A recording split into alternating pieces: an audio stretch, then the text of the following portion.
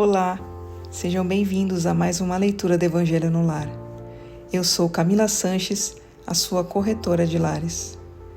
Por favor, separe um copo de água para cada pessoa que desejar receber a água fluidificada. E se você tiver algum animal de estimação, faça a limpeza das vasilhas e coloque água nova. Vamos iniciar com a oração de abertura. Rogamos ao Senhor Deus Onipotente que envie bons espíritos para nos assistir, que afaste os que poderiam nos induzir em erro e que nos conceda a luz necessária para distinguir a verdade da impostura. Afasta também os espíritos maldosos, encarnados ou desencarnados, que poderiam tentar lançar a desunião entre nós e nos desviar da caridade e do amor ao próximo. Se alguns procurarem introduzir-se aqui, faz que não encontrem acesso no coração de nenhum de nós. Bons espíritos que se dignam a vir nos instruir, nos tornem dóceis a seus conselhos. Nos livrem de todo pensamento de egoísmo, orgulho, inveja e ciúme. Nos inspirem compaixão e benevolência para com os nossos semelhantes, presentes ou ausentes, amigos ou inimigos. Façam que, finalmente, pelos sentimentos de que fomos animados, reconheçamos sua benéfica influência. Deem aos médios que escolheram para nos transmitir seus ensinamentos a consciência da santidade do mandato que lhe és confiado e da gravidade do ato que vão realizar, a fim de que o façam com o fervor e o recolhimento necessários. Se na reunião houvesse pessoas que a ela tenham vindo atraídas por outros sentimentos que não os do bem, abram seus olhos à luz e perdoem-nos, como nós perdoamos se vierem com más intenções. Pedimos especialmente ao espírito de André Luiz, nosso guia espiritual, que nos assista e que vele por nós. A leitura de hoje do Evangelho segundo o Espiritismo de Allan Kardec é do capítulo 14, Honrar Pai e Mãe. A ingratidão dos filhos e os laços de família. Item 9. A ingratidão é um dos frutos mais imediatos do egoísmo. Ela sempre revolta os corações honestos, mas a ingratidão dos filhos para com os pais tem uma característica ainda mais odiosa. É especialmente sob esse ponto de vista que vamos considerá-la para analisar suas causas e efeitos. Aqui, como em toda parte, o Espiritismo vem projetar luz sobre um dos problemas do coração humano. Quando o espírito deixa a Terra, leva consigo as paixões ou as virtudes inerentes à sua natureza e vai se aperfeiçoando no espaço ou ficando estacionário, até que deseje ver a luz. Alguns partiram, portanto, levando consigo ódios violentos e desejos insaciados de vingança. Mas a alguns desses, mais avançados que os outros, é permitido entrever uma parcela da verdade. Reconhecem os nefastos efeitos de suas paixões e é então que tomam boas resoluções. Compreendem que para chegar a Deus há uma única senha: caridade. Ora, não há caridade sem esquecimento dos ultrajes e das injúrias. Não há caridade com ódio no coração e sem perdão. Então, com esforço espantoso, olham aqueles que detestaram na terra, mas ao vê-los, sua animosidade desperta. Revoltam-se com a ideia de perdoar e, mais ainda, com a de abdicar de si mesmos, com aquela especialmente de amar aqueles que destruíram talvez sua fortuna, sua honra, sua família. Entretanto, o coração desses infelizes fica abalado. Eles hesitam, vacilam, agitados por esses sentimentos contrários. Se a boa resolução vencer, oram a Deus e imploram os bons espíritos para que lhes deem força no momento mais decisivo da prova. Finalmente, após alguns anos de meditações e orações, o espírito se aproveita de um corpo em preparo na família daquele que detestou e pede aos espíritos, incumbido de transmitir às ordens supremas, permissão para ir preencher na terra os destinos daquele corpo que acaba de se formar. Qual será, pois, seu procedimento nessa família? Dependerá da maior ou menor persistência em suas boas resoluções. O contato incessante com os seres que odiou é uma prova terrível, sob a qual às vezes sucumbe, se sua vontade não for bastante forte. Assim, conforme prevaleça a boa ou a má resolução, será amigo ou inimigo daqueles no meio dos quais foi chamado a viver. Com isso se explicam esses ódios, essas repulsas instintivas que se notam em certas crianças e que nenhum ato anterior pode justificar. Nada com efeito nessa experiência pôde provocar essa antipatia. Para descobrir sua causa, é necessário voltar o olhar ao passado. Ó espíritas, compreendam hoje o grande papel da humanidade. Compreendam que ao produzir um corpo, a alma que nele encarna vem do espaço para progredir. Conheçam seus deveres e invistam todo o seu amor para aproximar essa alma de Deus. É a missão que lhes é confiada e cuja recompensa receberão se a cumprirem fielmente.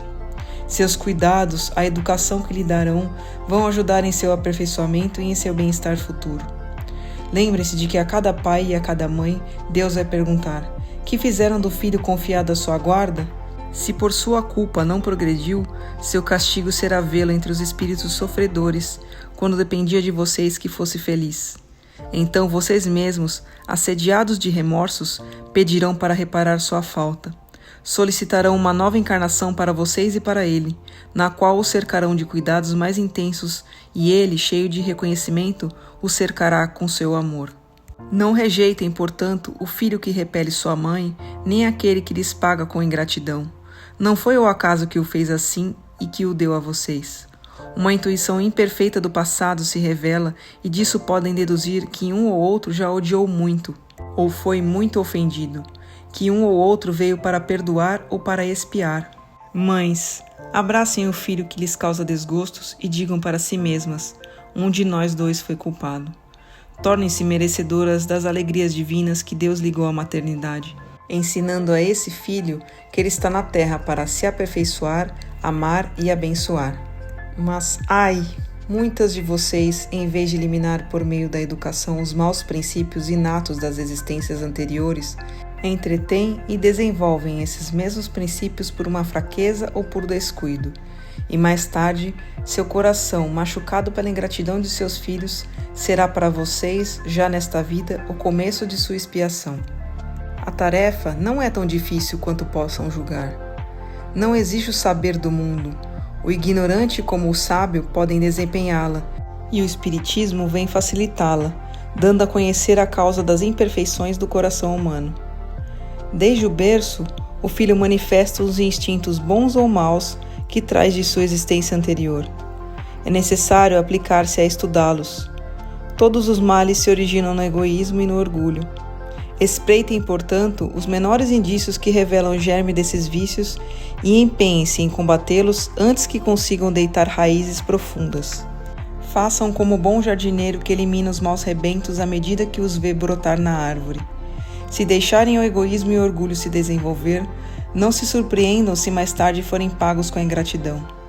Quando os pais fizerem tudo o que deviam para o progresso moral de seus filhos, se não tem êxito, não tem do que se recriminar e sua consciência pode ficar tranquila. Quanto à amargura muito natural que sentem pelo insucesso de seus esforços, Deus reserva uma imensa consolação, na certeza de que se trata apenas de um adiamento e que lhe será concedido concluir em outra existência a obra começada nesta e que um dia o filho ingrato os recompensará com seu amor. Deus não dá prova superior às forças daquele que a pede, só permite aquelas que pode cumprir. Se não consegue, não é a possibilidade que falta, mas a vontade, pois quantos há que, em vez de restituir as más inclinações, se agradam nelas? A esses é que estão reservados os prantos e os gemidos em suas existências posteriores. Admirem, contudo, a bondade de Deus, que nunca fecha a porta ao arrependimento. Um dia virá em que o culpado está cansado de sofrer, em que seu orgulho está por fim domado. É então que Deus abre os braços paternos ao filho pródigo que se lança a seus pés. As fortes provações, ouçam-me bem, são quase sempre um indício de um final de sofrimento e de um aperfeiçoamento do espírito, quando são aceitas por amor de Deus. É um momento supremo, e é nele especialmente que importa não falhar murmurando, se não se quiser perder o fruto dessas provas e ter de recomeçar. Em vez de se queixar, agradeçam a Deus que lhes oferece a oportunidade de vencer para lhes dar o prêmio da vitória. Então, quando ao sair do turbilhão do mundo terrestre, entrarem no mundo dos espíritos, serão ali aclamados como o soldado que sai vitorioso do meio da batalha. De todas as provas, as mais penosas são aquelas que afetam o coração. Aquele que suporta com coragem a miséria e as privações materiais, sucumbe ao peso das amarguras domésticas, ferido com a ingratidão dos seus. Que dolorosa angústia é essa! Mas o que pode, em tais circunstâncias, restabelecer a coragem moral, senão o conhecimento das causas do mal e a certeza de que, ocorrendo profundas dilacerações, não há desesperos eternos, pois Deus não pode querer que sua criatura sofra para sempre? O que há de mais reconfortante, de mais encorajador que essa ideia de que depende de si, de seus próprios esforços, abreviar o sofrimento, destruindo em si as causas do mal? Mas para isso não se deve deter seu olhar na terra e só ver uma única existência. É necessário elevar-se, pairar no infinito do passado e do futuro. Então a grande justiça de Deus se revela a seus olhos, e vocês esperam com paciência, porque se lhes torna explicável que na terra lhes pareciam verdadeiras monstruosidades. As feridas que então se abrem não lhes parecem mais que arranhões. Nesse golpe de vista, lançado sobre o conjunto, os laços de família aparecem sob seu verdadeiro aspecto.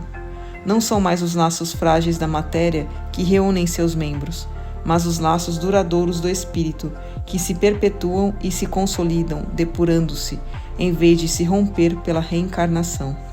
Os espíritos, que a similitude dos gostos, a identidade do progresso moral e a afeição levam a reunir-se, formam famílias. Esses mesmos espíritos, em suas migrações terrenas, se procuram para agrupar-se como fazem no espaço. Disso surgem as famílias unidas e homogêneas. E se, em suas peregrinações, ficam momentaneamente separados, mais tarde se reencontram, felizes com seus novos progressos. Mas como não devem trabalhar somente para eles, Deus permite que espíritos menos avançados venham encarnar-se entre eles, a fim de receberem conselhos e bons exemplos no interesse de seu progresso. Por vezes, causam perturbação, mas essa é a prova, essa é a tarefa. Acolham-nos, portanto, como irmãos. Ajudem-nos e mais tarde, no mundo dos espíritos, a família se felicitará por ter salvo alguns náufragos que, por sua vez, poderão salvar outros. Palavra dos Espíritos, graças a Deus. Mas antes de iniciarmos a oração de encerramento, eu quero pedir a você, que ainda não é inscrito em nosso canal, por favor, se inscreva agora. Clique no botão inscrever-se aqui abaixo do vídeo. Aproveita para ativar o sininho das notificações e receber todos os nossos vídeos. Se você está com problemas, precisando de ajuda ou conhece alguém que está enfrentando muitas dificuldades em casa, como animaizinhos perdidos ou doentes, brigas constantes com os filhos, discussões no relacionamento, por favor, compartilhe essa mensagem. Leia também a descrição desse vídeo e entre em contato conosco pelo WhatsApp. Você pode salvar a vida de alguém, curtindo e compartilhando nosso conteúdo.